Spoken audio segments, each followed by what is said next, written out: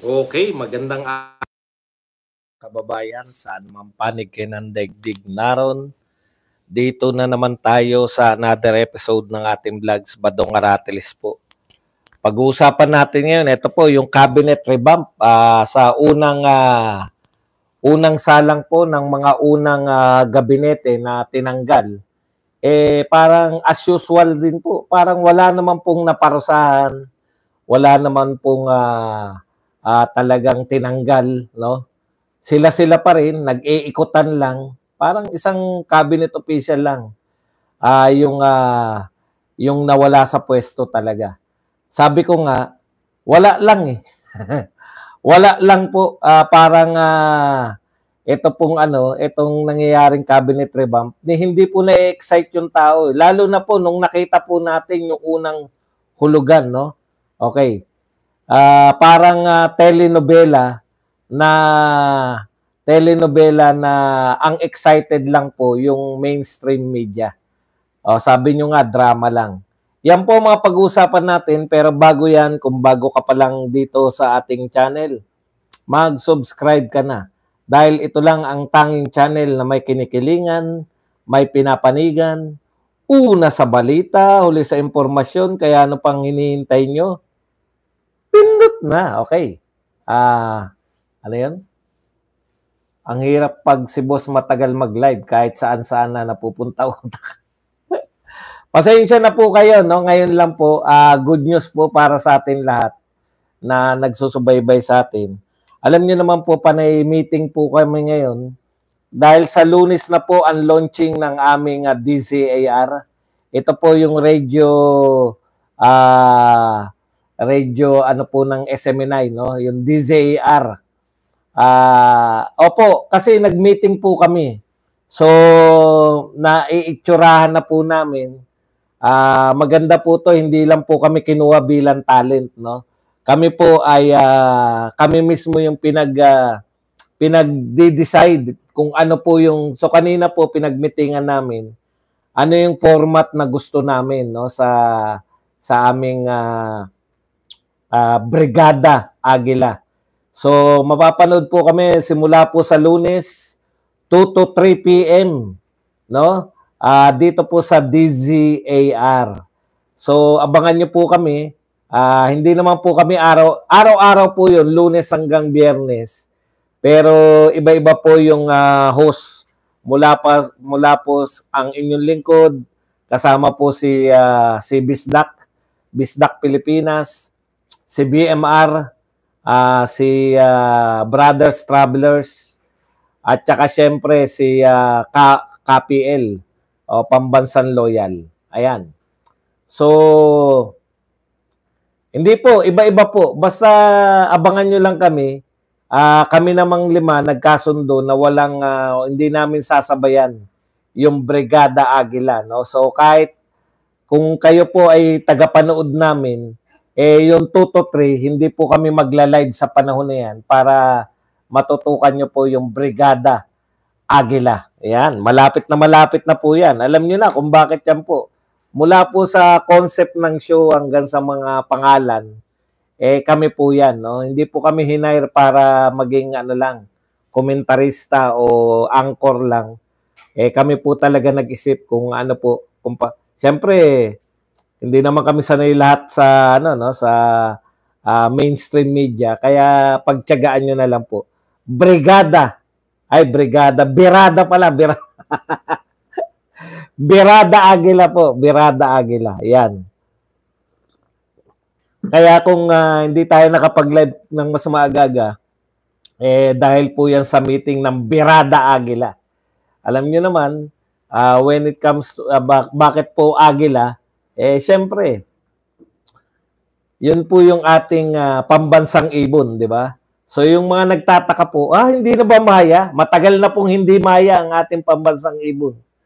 Ang ating pong pambansang ibon ay yung Agila. Iyan. Tayo nung maliliit, di ba? Maya pa eh. Kaya ang pangit ng ng Pilipinas kasi pambansang ibon mo, maya. Ngayon, Agila na.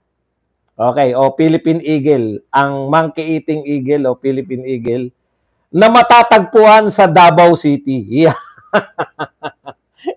Siyempre may konting pagsisip-sip na rin kaya sa future president. Ayan. Okay. Ayan po mga kabirada. May chance din po sa inyo, no? Talagang nilagay po namin. Gusto talaga namin na ano. Gusto namin na anong tawag? Gusto kasi namin na may participation, audience participation. So yung ginagawa nyo na nagko-comment kayo, yun, mamimili yung mga, siyempre, hindi na kami makakapili dahil tsak yan, dadagsain ng comment, no? Yung ating mga, no? Mamimili po kami ng comment at magre-react. Yun po, ha? So, talagang ano yan, abangan natin yung Birada Agila na yan, no? Simula na po sa Lunes, 2 to 3. Iyan. 2 to 3 po ng hapon, Lunes hanggang Biyernes. So, isa na naman pong chapter ng ating buhay ang bubuksan, no? Ng Birada Agila. Kita-kita po tayo sa Lunes. Okay, punta na po tayo rito, no? Kanina po nag-press conference itong si ES Bersamin. Siyempre, mapapanood nyo po yan sa YouTube. Hanapin nyo siyempre yung Birada Agila, DZAR, yan. Siyempre, sa una, parang maghagi-hagilap lang po tayo. Okay?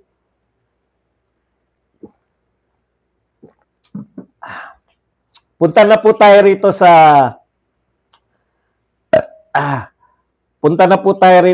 sa topic natin, yung cabinet revamp na nagaganap, yung drama po. Dalawa po yung drama nila, no? Yung reconciliation with the Dutertes na kagyat na kinatay. Kagyat pong kinatay ni Auntie Claire. Kung pakikinggan mo si Auntie Claire, parang yung Duterte pa yung gusto makipag-reconcile, no? Tandaan po natin, ang feeling po ng mga tao, kayo nakagawa ng kasalanan sa mga Duterte, hindi po the other way around. Okay?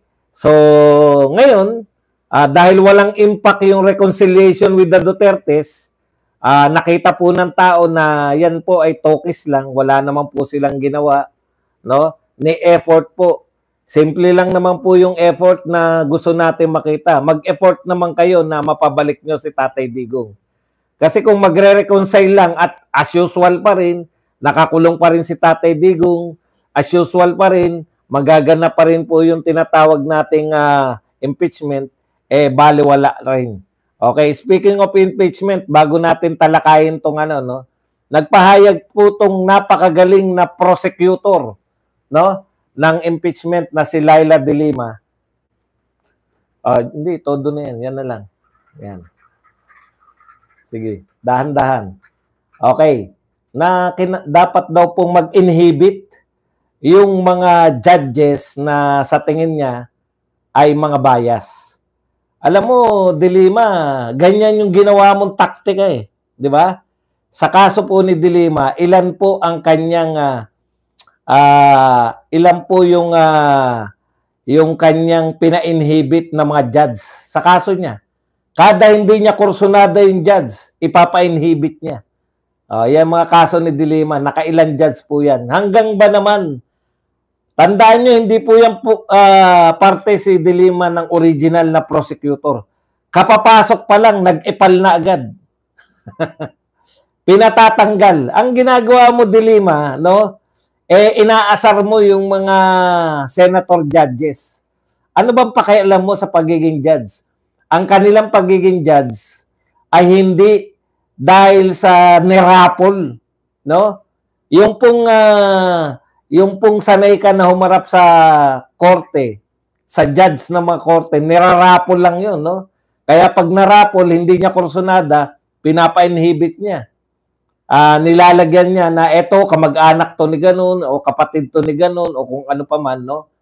para po hindi yun na maging judge. Kaya nagiging pabor sa kanya dahil yung tingin niya, magkakakilala po yan mga yan di ba? Ilan lang po yung mga tinatawag nating abogado de Campanilla, abogado de Campana. Magkakakilala po yung mga yan. Kaya alam po ni De Lima kung sino po yung mga huwes na hindi niya kayang makontrol. Ganyan po, pina-inhibit niya ng pina-inhibit yung mga yun. Hanggang ngayon ba naman mga senador, unlike po sa mga korte po ng Pilipinas, ito po ang nagtakda po nito, konstitusyon, saligang batas, De Lima, baka nakakalimutan mo. Under ng 1987 Constitution, pag meron pong impeachment trial, ang uupo pong mga judges ay mga senador. Hindi po pwedeng ipahinhibit mo yan. Napakamakapangyarihan mo naman. Ito po yung problema ng mga to, Ito ang problema nito ni De Lima. Masyadong nanalo lang, Nanalo ka lang bilang congressman. Nakala mo po didiktahan mo na yung mga senador. Anong karapatan mo na ipahinhibit ang isang senador? Wala kang karapatan. Ang lakas ng looban po siya. Yan ang problema sa'yo, De Lima, minsan. Nasosobrahan ka. Ayaw mo, sino ipapainhibit mo? Sila Bato? Sila Bongo? Ano kasi ni birthday? Utot mo. Isa pa. Yan po ang patunay na walang tiwala talaga si De Lima sa kanilang ebidensya. Kasi kung malakas po ang ebidensya nila, kahit sino pa po ang judge, kahit sino pa po ang umupong judge, may papakita nila na malakas ang ebidensya. Ano po ang ipinahihiwatig niyan? Na yung mga judges ni De Lima, na gustong ma-retain, yun po yung mga oo lang, mga senador na oo lang ng oo, sa pinapagawa ng mga amo. Yung mga senador na nangangamuhan.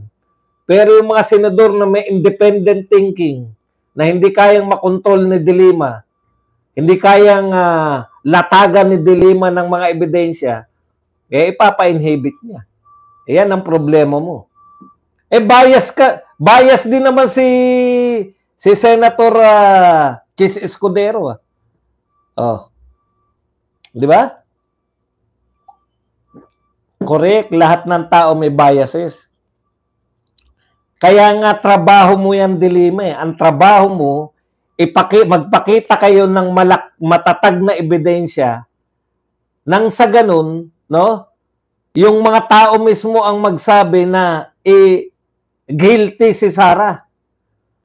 Kung wala naman ko yung ebidensya na ipapakita talaga, halimbawa, confidential fund na confidential fund, kung ang sinasabi nyo lang, hindi nagpapaliwanag tungkol sa confidential fund, at yung walang kamatayang mga 11 days na ginastos, at yung walang kamatayan na grace piatos, wala talaga kayong makukonbinsi na mga tao na i-convict si BP Sara dahil wala naman pong ebidensya.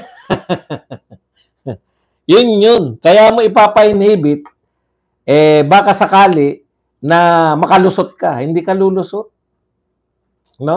Hindi ka lulusot, De Lima. Dahil kumbaga, mas maepal sa iyo mga senador. Okay, punta po tayo, 5 po sa Marcos cabinet members ang na-retain. Alam nyo, ang ina-expect po natin na may impact, ganito. Yung mga kinaasaran ng mga tao. Yung mga galit yung mga tao dahil is either niloloko tayo, pinaiikot tayo, o may ginawang kasalanan kay Duterte. Yun po Kung ako po si President Marcos, doon po ako magko-concentrate sa mga yun. Sino-sino yan? Yung magkapatid na Rimulya, si Recto, yung namimigay ng 20 pesos kuno na hindi niya makaya ng natural na magkaroon ng 20 pesos kaya gagastos ang pamahalaan para lang makapagtinda ng 20 pesos. Wala ring impact.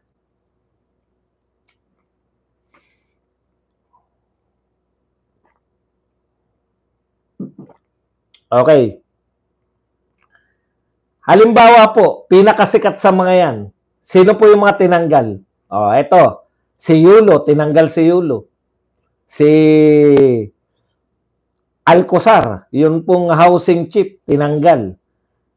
Tapos, si Manalo, tinanggal. Akala ko nga, tinanggal si Manalo. Siguro dahil iglesia. Manalo eh. Hindi ko po alam kung kamag-anak kayo ng mga iglesia yung Manalo na yan. Yung pala, kaya tinanggal yung Manalo, si Manalo, para i-promote, no? Dahil nagbitiw na si Lagdameo. So, yung isang tinanggal, baliwala. Yung isa naman tinanggal, nilipat lang, cabinet po, official pa rin po, cabinet, yun po si Alcozar, tinanggal, pero nilipat sa iba. Sa may Ilog Pasig Rehabilitation, Pasig River Rehabilitation. So, baliwala rin. Si Yulo po, sinasabi po rito na bagamat tinanggal, pwede pa rin pong mailipat sa ibang cabinet position. Para saan pa? Tapos si Recto, kaisa-isa po dyan sa batch na yan na gusto nating matanggal, niretain pa. Niretain pa po si Recto. Tandaan po ninyo, involved po si Recto. Siya po yung nanguha, no? Siya po yung kumuha ng budget ng PhilHealth. Galit na galit yung mga tao at dinala kung saan. Naretain pa si Recto. Yan po unang batch. Kaya nga po, ang excited lang po dito dahil araw-araw silang may balita. Ang excited lang po sa mga to, ba't kailan mo ba ako nabalitaan na natigok? Buhay pa ba ako, Aratil? Buhay pa daw ako. Yung kaisa-isang gusto po natin na matanggal dito po sa batch na to na sinabi ni Bersamin, na-retain pa. Ano po magiging impact niyan, Mr. President? Yung kay Alcozar, alam nyo, magaling po si Alcozar eh. Tapos sinisisi daw, over projection daw, 1 million ang gustong i-project. Tama naman yun, 1 million, wala namang problema dun. Ang tanong, binadgetan nyo ba? Binigyan nyo ba ng budget? At bakit lumabas siya na 1 million? Ibig sabihin, ang mga sekretary, nagsasalita yan ng 1 million. Akosar ba? Nagsasalita yan na magtatayo ako ng 1 million pabahay nang hindi mo ina-approve, Mr. President. Kaya niya sinabi yan dahil approve yan sa'yo. Di ba? Dahil, yun eh. Mayroon akong hindi mga nagawa sa aking administrasyon at nagagalit ang tao, no? Sa aking dahil hindi ko magawa, kaya tatanggalin ko na lang si Akosar. Kaya siguro ni Akosar yan kung binadgetan nyo. Ang tanong, may budget ba kayong binigay para sa 1 million pabahay? Di ba? Tapos hindi mo naman talaga tinanggal. Palagay mo na, gusto mo siyang gawing scapegoat. Gusto mo siyang gawin na, hindi scapegoat eh. Anong tawag doon? Yung siya mismo yung pinararatangan. Teka nga, may nainitan ako. Hindi scapegoat eh.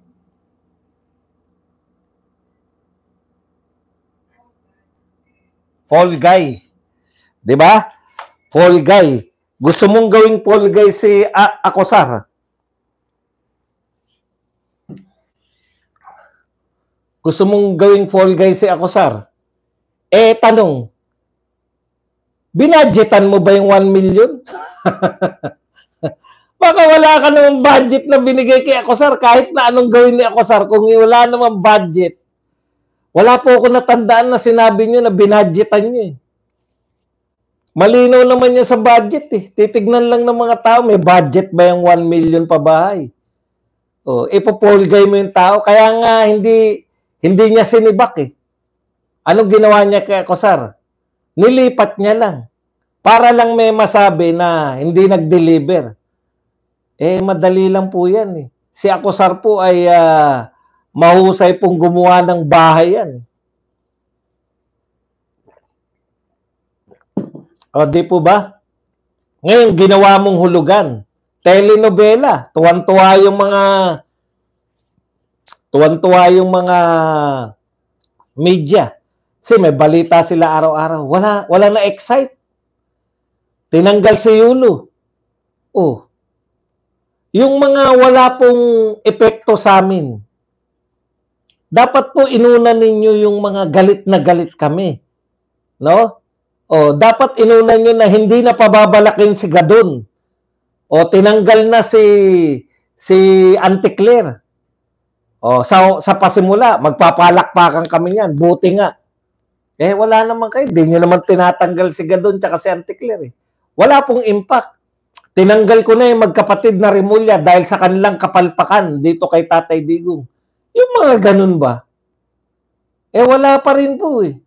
In fact, ang balita po ngayon, nagdidiwang po si Marbil, yung mga sinampahan ng kaso ni Tatay Digong dahil dinismiss ng DOJ.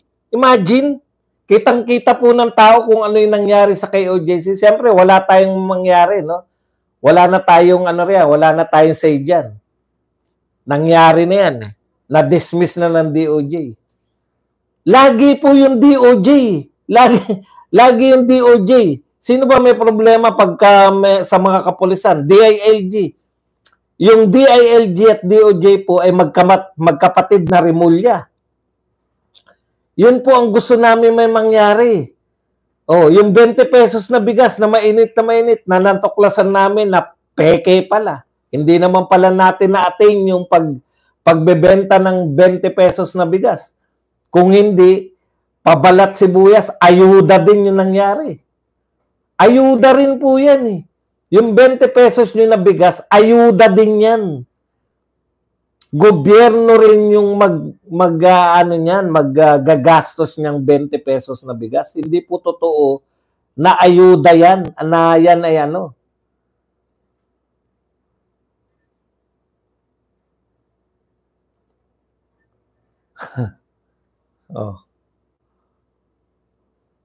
Ano pong gagawin nyo ngayon sa dalawa po ang sekretary na sa pumalpak na 20 pesos na bigas.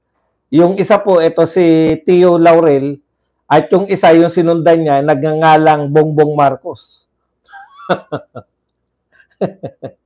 Ano pong gagawin nyo dyan? Yan yung mga pumalpak. Kaya, telenovela, para lang po sa media. Wala po na-excite ng mga tao.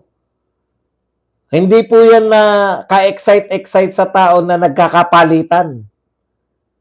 Sino po, biro nyo si Recto, ni-retain nyo. Ibig sabihin, kung si Recto na-retain, ang dami pong kasalanan ni Recto eh. Sa panahon po ni Recto, nagbenta tayo ng pinakamaraming ginto. Sa panahon po ni Recto, record breaking. Sa panahon po ni Recto, naitayo yung Maharlika Fund. Sa panahon po ni Recto, kinuha yung mga PhilHealth Fund, PDIC Fund na 100 billion, 117 billion, kinuha po sa mga, marami pong ahensyang kinunan ni Recto ng mga pondo na hanggang ngayon, hindi na natin alam kung saan napunta. Sa panahon po ni Recto, nagbenta po tayo ng napakaraming mga ari-arian ng pamahalaan. Kasama na po yung NAIA, yung operation ng NAIA. Tapos retain pa rin. Retain nyo pa rin. Baliwala lang pala. Sa panahon po ni Recto, papatawa na naman tayo ng mga sangkatutak na buwis. Ano po ang angal ng mga tao? Nagbabangko kami. Mula po sa pera na pinaghirapan namin, binuwisan na yung pera namin, gusto namin magtabi ng pera sa bangko, bubuwisan nyo na naman yung pera na kinita namin na binuwisan na. Lahat buwis. Eh, siya pa na-retain. Wala rin pong klase yan. Sino po yung tinanggal nyo? Talaga. Ang dami pong non-performing. Dapat inunan nyo yung mga sikat. DOT, Department of Tourism. Sa panahon po ng tourism ngayon, halos wala na po. Tignan nyo po kung ilan po nabawas na turista. Halos na wala na pong pumapasok na turista dito sa atin. Bakit po wala na pumapasok na turista? Eh, nabalita sa buong Korea, kidnap for ransom. Sino pang Koreano rito? Nililihim nyo yan. Ha? Hindi po binabalita yan ng mainstream media. Oh. Bakit po lumaganap yan? Mga kidnap for ransom na yan. Yung mga Chinese tourists po natin. Bakit wala na pong Chinese tourists dito? Hindi ba kapalpakan po yan sa pakikipagkaibigan natin sa China? Oh. Yan po yung mga dapat na tao na kung hindi po tayo, kung lumalala po yung sitwasyon sa West Philippine Sea, hindi po sapat na sisi nyo sa Duterte kasi pro-China yung Duterte. Ang tagal nyo na, 3 taon na kayo, Duterte pa rin may kasalanan. Ano ba talaga gusto nyo riyan?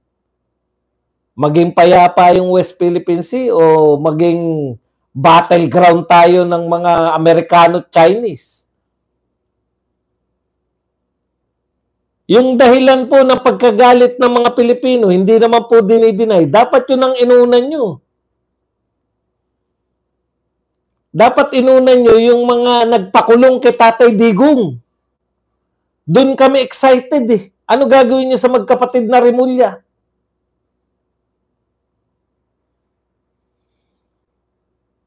Hindi ba kapalpakan yung ginawa nila? Nag-surrender sila ng isang mamamayang Pilipino. At hindi lang simpleng mamamayang Pilipino. Mr. President, kung ang dahilan nyo po ng cabinet revamp, kung ang dahilan nyo po ng pinagre-resign nyo sila lahat, para magkaroon po kayo ng bagong mandate sa mga tao, matuwa po mga tao, eh tignan nyo po kung ano po kinatalo nyo. Ang kinatalo ninyo, yung mga tao na galit kami dahil sa nangyari kay Tatay Digong. Pagkatapos po na nangyari kay Tatay Digong, yung mga tao na nang iinsulto ng walang katapusan kay Tatay Digong, katulad ni Auntie Claire at saka nito ni Larry Gadon. Oh, bakit hindi nyo mapagpasya na si Baki na sila sa pwesto?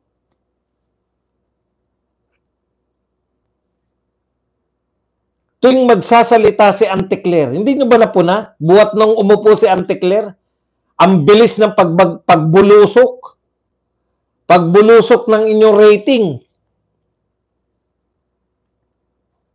Bumilis kayo dahil ginagalit ni Auntie Claire araw-araw. Pagkada magbubukas ng bibig si Auntie Claire, nagagalit po yung taong bayan. Oh, tignan po ninyo. Ngayon, binalita o pinarusahan na yung driver na na-aksidente, nakapatay dyan sa may NAIA. Pero alam niyo po ba kung anong unang sinabi ni Auntie Claire? Kasalanan ng Duterte government. Yung aksidente sa NAIA, kasalanan naman ng Duterte, nakakulong na si Duterte lintik na yan. Kaya nagagalit po ang tao. Buti nga ngayon, tinanggal nyo na sa bibig ni Auntie Claire yung fake news eh. Alam nyo hindi umubra. Alam nyo wala naman talaga nun. Kung totoo po na yung fake news na nangingibabaw sa Pilipinas, palpak rin po yung inyong PCO. Imagine niyo, may PCO kayo, kompleto, ang daming mga tauhan, undersecretary lang yan si Auntie Claire eh. Tapos ang fake news pa rin daw yung nangingibabaw sa Pilipinas. Hindi po problema ganyan. Fake news na dala ng mga pro-Duterte at mga pro-China. Anak ng pupa. Wala rin.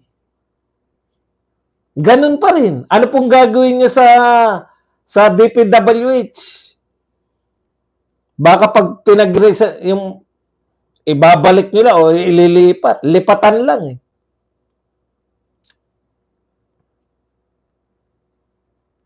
Correction, matalino pa ang sekretary. Ganun ba?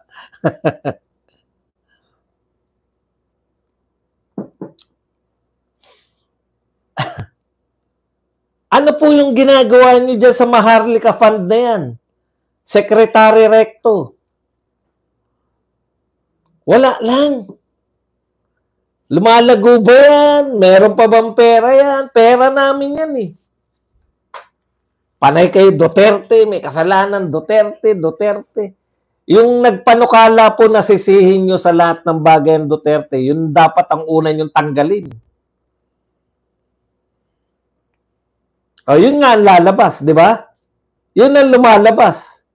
Ngayon, si Recto hindi tinanggal. Yun ang lumalabas. O, ngayon, Mr. President, may backfire po sa inyo yan eh.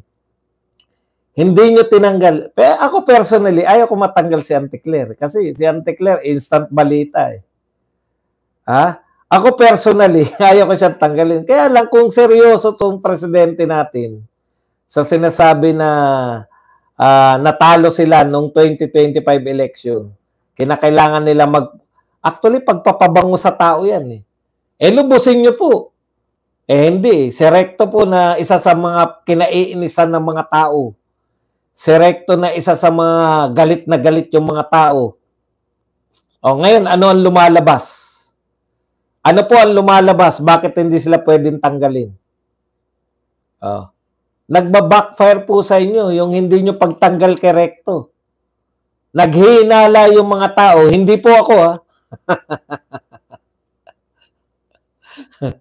Tansya ko, ang hinala ko, yung mga tao ngayon nag-iisip, bakit ba hindi matanggal-tanggal yan? Meron ba siyang mga pwedeng ibulgar? Meron ba si Recto na pwedeng ibulgar na ikasisira?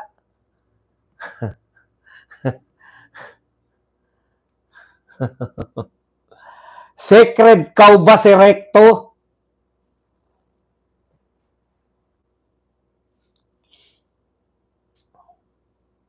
Kanyan lang po, kung ireregudon nyo lang yan, bibigyan nyo lang ng bagong assignment. Wala lang po. Tapos si Recto pa. Retain pa si Recto.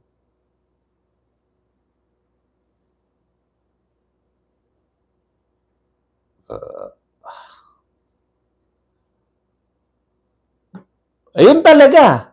Yun ang lumalabas, di ba? Sacred cow si Recto.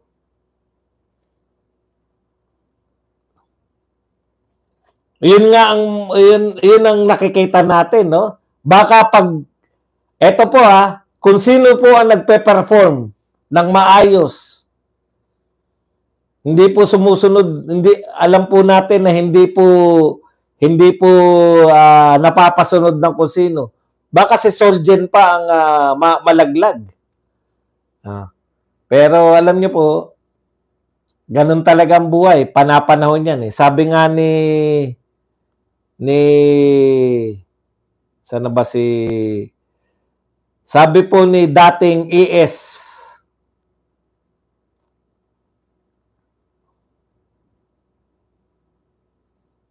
Vic Rodriguez na sinawing palad na hindi nagtagumpay sa kanyang senatorial bid. Kahit magpalit-palit ka pa ng sekretaryo mo ng mga kalihim ng iba't ibang departamento, ang problema, ikaw mismo. Yan po ang sabi ni Vic Rodriguez. Na binara naman ni E.S. Bersamin. Tinanong po ng isang reporter Sabi po ng isang reporter, ano po masasabi niyo sa sinabi ni Vic Rodriguez na kahit magpalit-palit daw ng sekretaryo mo ng mga kalihim ng iba't ibang departamento, ang problema, ikaw mismo, si BBM daw mismo. Sabi po ni E.S. Bersamin, naniniwala ba kayo kay Vic Rodriguez? 3 buwan lang yan sa pwesto. Di ba? Alam niyo po, hindi po yan sa kung gaano katagal eh. O alam naman natin kung bakit tinanggal ba o nag-resign si Vic Rodriguez. Alam natin na baka naman hindi niya na natagalan. Pero nakakatuwa po, no? Tandang-tanda po nila yung mga... Si Eden talaga, no? Magaling talaga to si Ma'am Eden, eh. Ha? Markadong-markado si Ma'am Eden. Nagtataka nga ako bakit nariyan pa yan. Hindi ba tinatanggal si Ma'am Eden? Minsan galit na, galit na galit. Totoo naman eh. Baka naman hindi naiisip ni BBM na ikaw talaga na yung problema. Di ba? Ano sabi ni Medjaldea, ES Medjaldea? Simple lang po yung sinabi ni ES Medjaldea. It is the leader who should resign. Kung meron daw pong dapat mag-resign, ito po ang leader. Oh, resign na. Resign na, Mrs. Resign na, Mrs. Resign na, pinsan. Sila pala yung leader. Hindi pala si BBM. Ang problema, paano magre-resign yung hindi naman talaga binoto. Hindi naman talaga binoto yung mga ayon nga kay Amy, ang nasusunod sa pamahalaan ng Pilipinas ngayon ay yung isang Romualdez at isang Araneta. Paano yan? Paano pagre-resignin yung wala namang opisyal na posisyon? Di ba?